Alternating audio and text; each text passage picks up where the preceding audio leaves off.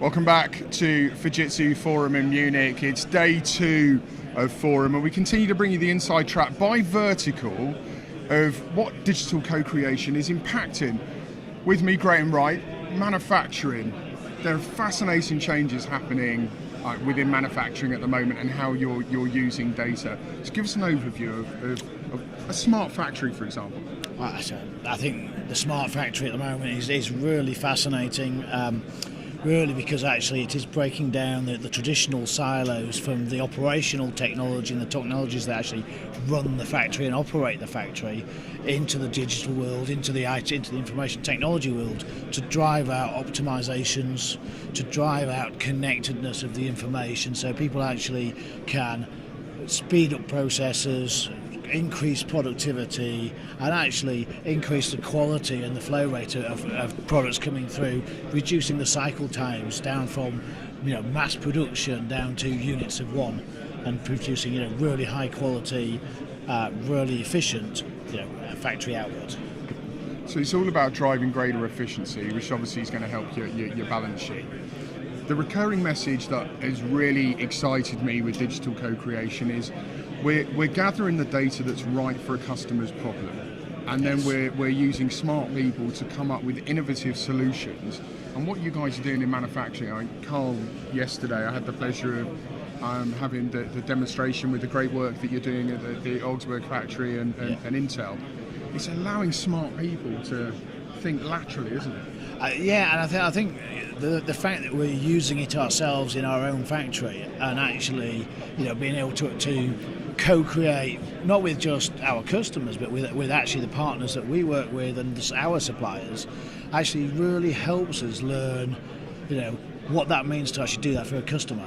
What is it if we can learn how we optimize ourselves, how we produce better products on our own factories, and do that at scale globally? That really helps us with our customers when we're actually engaging with them. How far into this data journey are we? I mean, have we just started to scratch the surface, or are we well underway with it? I think we're on the journey. I think there's still a long way to go. I think the journey in the smart factory is probably only just one element of what's termed Industry 4.0. That is looking at optimization and sort of productivity increases. But as you move forward on that journey, as you start to embed the capability to collect more information, collect the right information that's actually valuable to the customers as products go through the factory, as actually those products become smarter themselves, that actually then lends whole new business models, new ways of delivering services, that rather than somebody buying the asset, they're then now using the service rather than a physical asset. You guys are doing a tremendous job, and you've got some wonderful examples. What's the proudest piece of work that you guys are working on at the moment? That's a tough question.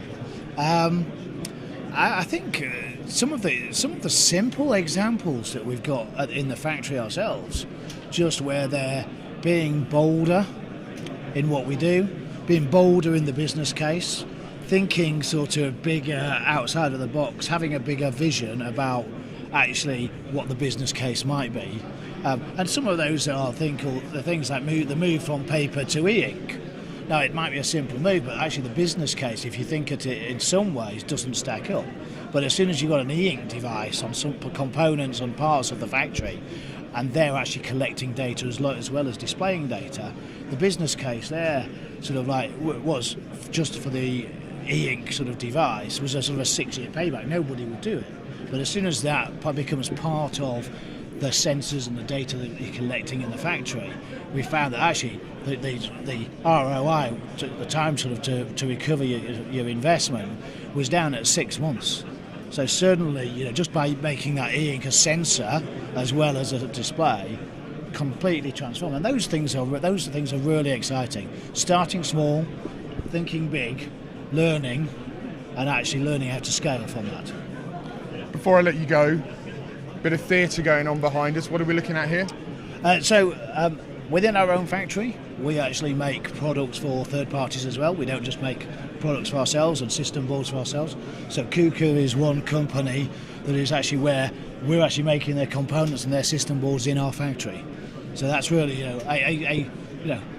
quite a nice, interesting sort of, investment in us, that actually they realise that we can make these things in our factory, in our smart factory, better than anybody else. Well, there you go. So if you're C-suite within manufacturing, no better reason why you should be taking a look at Fujitsu's proposition. We're going to continue to bring you the inside track of Fujitsu Forum as we start to wrap up now for day 2, but still to come. We're going to take a closer look at finance, and we're going to explore Internet of Things within retail in a little more detail. More to come from Fujitsu Forum.